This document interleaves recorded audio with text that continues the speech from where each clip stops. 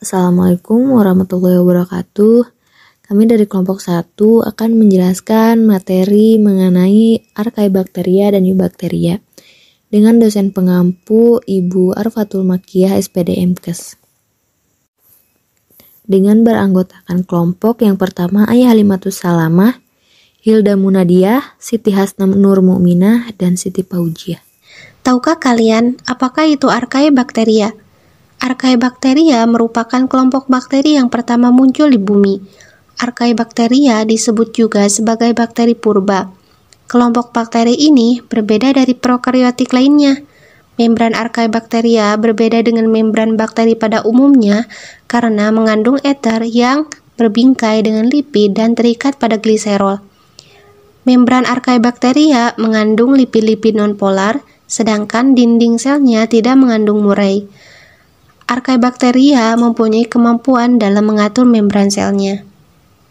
Ciri-ciri Archaebacteria yang pertama yaitu sel bersifat prokariotik, artinya sel yang tidak memiliki nukleus atau inti sel yang terbungkus dengan membran. Nah, dalam beberapa literatur, prokariotik juga didefinisikan sebagai sel yang tidak memiliki organel yang terbungkus dengan membran. Yang kedua, lipida pada membran selnya bercabang. Nah, Archaebacteria ini tidak memiliki mitokondria, retikulum endoplasma, badan Golgi, dan lisosom. Adapun habitat dari Archaebacteria ini yaitu di lingkungan yang bersuhu tinggi, bersalinitas tinggi, dan asam. Yang terakhir yaitu Archaebacteria dapat diwarnai dengan pewarnaan garam. Para ilmuwan mengelompokkan Archaebacteria ini ke dalam 3 kelompok, yaitu metanogenetik, halofilik, dan termofilik. Nah, yang pertama yaitu metanogenetik. Archaebacteria ini dinamai sesuai dengan metabolisme energinya yang khas, yaitu H2 digunakan untuk mereduksi karbon dioksida menjadi metana. Biasanya metanogenetik ini hidup di rawa-rawa dan danau yang kekurangan oksigen karena konsumsi mikroorganisme lain. Nah, metanogenetik ini juga berperan dalam pembusukan sampah dan kotoran ternak. Metanogenetik merupakan bakteri utama dalam pembentukan biogas atau gas metana. Spesies metanogenetik lainnya hidup di lingkungan anaerob di dalam perut hewan, khususnya hewan yang memakan tumbuhan. Kelompok ini berperan penting dalam proses pembentukan nutrisi di hewan-hewan tersebut, terutama yang mengandalkan makanan berselulosa. Nah, yang kedua yaitu Archaebacteria halofilik. Nah, bakteri ini hidup pada lingkungan dengan kadar garam tinggi dan sebagian memerlukan 10 kali lebih tinggi daripada air laut untuk dapat hidup. Pada suatu lautan yang dipenuhi oleh koloni halofil akan membentuk suatu buih berwarna merah ungu yang dihasilkan oleh bakteriodopsin. Bakteriodopsin ini merupakan suatu pigmen yang menangkap energi cahaya. Nah, pigmen ini tertanam dalam membran plasma. Kemudian yang ketiga yaitu Archaebacteria termofilik. Archaebacteria ini memiliki ciri-ciri hidup pada suhu yang ekstrim panas dengan suhu 60 derajat Celcius hingga 80 derajat Celcius. Beberapa bakteri ini dapat mengoksidasi sulfur seperti Sololobus yang hidup di mata air sulfur. Bahkan beberapa spesies mampu hidup dekat rekahan dasar laut dengan suhu 150 derajat Celcius. Selanjutnya yaitu klasifikasi pada Archaebacteria. Yang pertama pada filum Crinarchiata. Filum Crinarchiata ini memiliki 4 kelas, yaitu yang pertama ada kelas Aikrachiota memiliki ordo Caldiaeum, kemudian kelas Corarchiata memiliki ordo Caldiaeum, kelas Corarchiata memiliki ordo Corarheum, kemudian kelas Taumarchiata memiliki ordo Synarchiales, kelas Thermoprotei. Nah, semua Crinarchiota ini merupakan organisme akuatik dan dianggap sebagai mikroorganisme paling melimpah pada lautan karena kebanyakan Crinarchiata ini adalah hipertermofil. Nah, beberapa dari mereka terutama pada genus Pyrolobus memiliki kemampuan untuk tumbuh pada suhu sehingga mencapai 113 derajat Celcius. Filum yang kedua dari Archaebacteria yaitu filum Euryarchaeota. Filum Euryarchaeota memiliki beberapa kelas, diantaranya ada Methanobacteria, ada Methanococi, ada Thermoplasmata, ada Halobacteria, ada Thermococi, ada Archaeglobi, dan ada Methanoperi. Untuk Methanobacteria itu memiliki ordo yang dapat digunakan dalam konversi biomasa serta produksi energi melalui proses anaerobic digestion. Anaerobic digestion dapat berguna untuk mengubah limbah organik menjadi energi bersih dengan mengurangi kebutuhan oksigen kimia dan biologis dalam limbah. Kemudian ada Methanococi. Methanococi merupakan ordo yang termasuk autotrop laut yang tumbuh secara eksklusif dengan reduksi CO2 dengan HZ. Kemudian ada Thermoplasmata. Thermoplasmata memiliki ordo yang mencakup dua organisme termofilik, sedang yang memiliki suhu pertumbuhan optimal sekitar 60 derajat Celcius. Thermoplasma diisolasi dari tumpukan sampah batu bara dan solfataras asam. Ordo ini dapat dikatakan sebagai ordo yang paling asidofilik karena dapat tumbuh dengan pH sebesar 0 tetapi pada suhu paling tinggi hanya 65 derajat Celcius.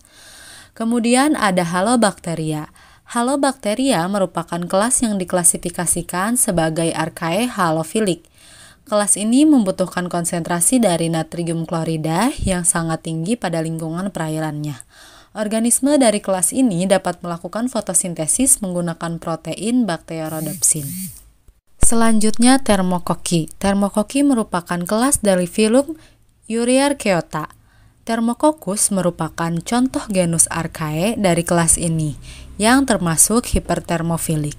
Letaknya terdapat pada lingkungan hidrotermal laut yang tumbuh di habitat bawah permukaan anaerobik dan mampu bertahan hidup di air laut. Selanjutnya ada Archaeglobi. Archaeglobi merupakan kelas yang memiliki contoh genus Archaeglobus. Merupakan mikroorganisme semolito-autotropik atau kemoorganotropik yang menggunakan sulfat, sulfit atau triosulfat sebagai aseptor elektron dengan pembentukan hidrogen sulfide sebagai produk akhir. Genus ini menghuni sedimen akuatik dan terestrial yang memiliki peran penting dalam siklus belerang biogeokimia. Dan yang terakhir itu ada Methanoperi. Methanoperi merupakan kelas dari Euryarchaeota yang memiliki genus yaitu Methanopyrus merupakan genus methanogen. Genus ini memiliki spesies M. candleri yang termasuk organisme hipertermofil dengan bentuk batang.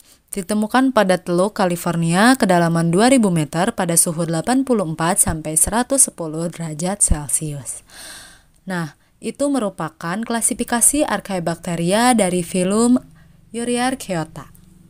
Pada klasifikasi Archaebacteria terdapat juga 3 filum yang diantaranya yaitu filum Corarchaeota, Taumarchaeota, Nanoarchaeota. Sebelum menggunakan sistem pengklasifikasian 7 kingdom, kelas Corarchaeota, Taumarchaeota, Nanoarchaeota merupakan sebuah filum. Namun saat ini ketiga filum tersebut diklasifikasikan sebagai kelas dari filum Crenarchaeota. Corarchaeota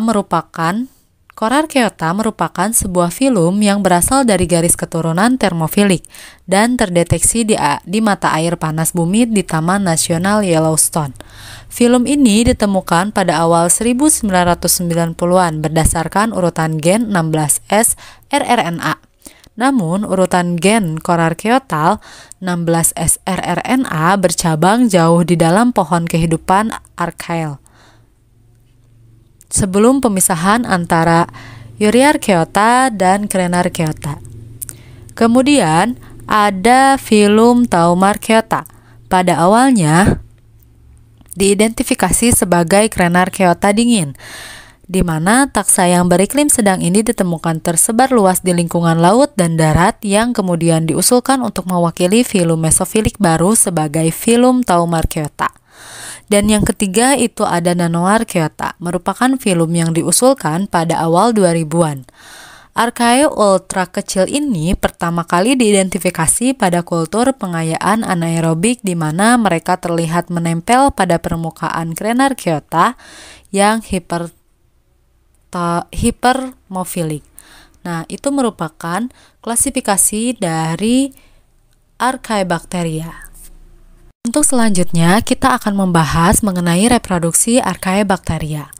Archaebacteria dapat bereproduksi melalui pembelahan biner, di mana sel induk membelah menjadi dua sel anak yang identik secara genetik. Archaebacteria juga dapat bereproduksi secara aseksual melalui tunas fragmentasi, di mana potongan-potongan sel pecah dan membentuk sel baru juga memproduksi organisme identik secara genetik. Untuk selanjutnya ada eubakteria, dikenal juga dengan bakteri sebenarnya. Eubakteria merupakan mikroorganisme yang memiliki ciri-ciri uniseluler mikroskopis. Umumnya tidak berklorofil dan termasuk sel prokariotik.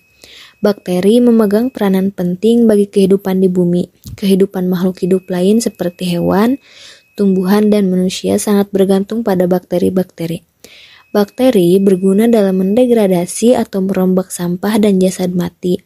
Bakteri juga berguna untuk mengubah komponen-komponen organik agar dapat diserap oleh tumbuhan. Selanjutnya, ada pun ciri-ciri bakteria. Yang pertama, bersel tunggal, prokariotik, dan tidak berklorofil. Yang kedua, bersifat heterotrop. Yang ketiga, ukuran tubuh 1-5 mikron. Yang keempat, reproduksi vegetatif dengan membelah diri dan generatif dengan paraseksual. Dan yang terakhir, adaptasi terhadap lingkungan buruk membentuk endospor. Berdasarkan morfologinya, kelompok bakteri Eubacteria dibedakan dalam 3 bentuk. Yang pertama, bulat atau kokus atau spheroid. Dengan variannya tersusun tunggal, 2-2 atau diplococcus, 4-4 atau tetracoccus, tersusun sebagai rantai atau streptococcus, tersusun 8-8 atau sarecina, dan yang terakhir seperti buah anggur staphylococcus. Dan yang kedua berbentuk batang atau silindris, dengan variannya seperti Diplobacillus, Streptobacillus, atau roset. Yang ketiga, bentuk lengkung dengan variannya berbentuk koma atau vibrio dan spiral. Untuk selanjutnya, mengenai klasifikasi bakteria. Pada klasifikasi ini dikelompokkan menjadi 5 filum. Yang pertama, Proteobacteria, Cyanobacteria, Spirochetes, Chlamydias, dan bakteri gram positif. Untuk yang pertama, mengenai Proteobacteria, yaitu kelompok terbesar dari bakteri. Pada Proteobacteria dikelompokkan menjadi bakteri ungu yang bersifat fotoautotrop atau fotoheterotrop, Proteobacteria chemoautotrop, dan Proteobacteria chemoheterotrop.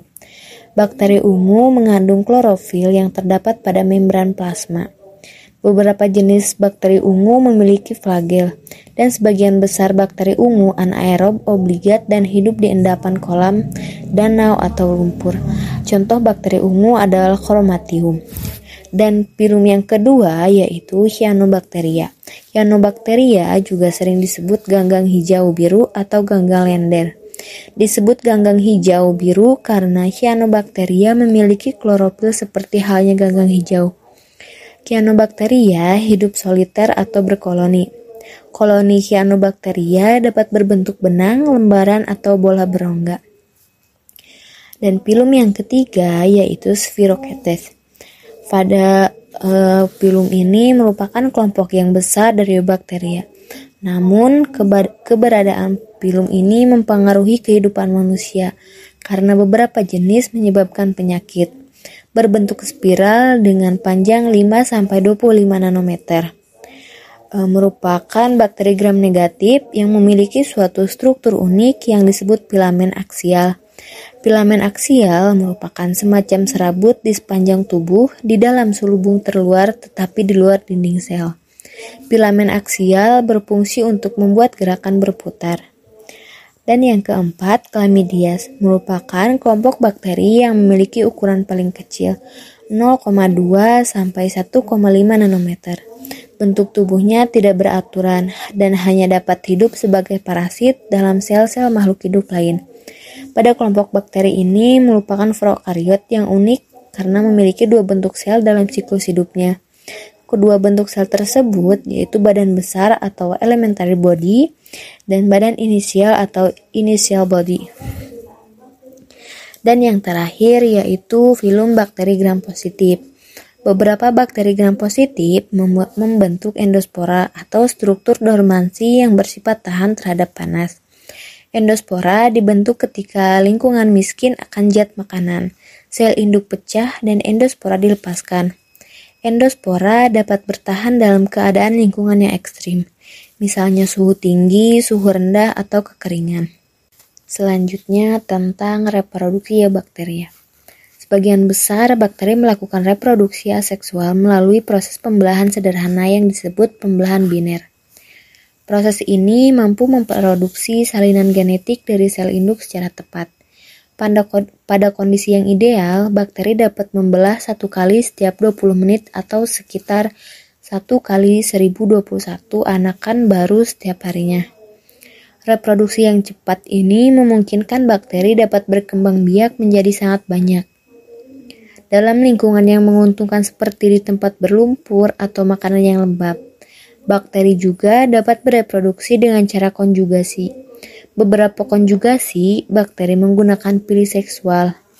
Proses konjugasi dapat memproduksi kombinasi genetik baru dan menghasilkan bakteri dengan sifat baru.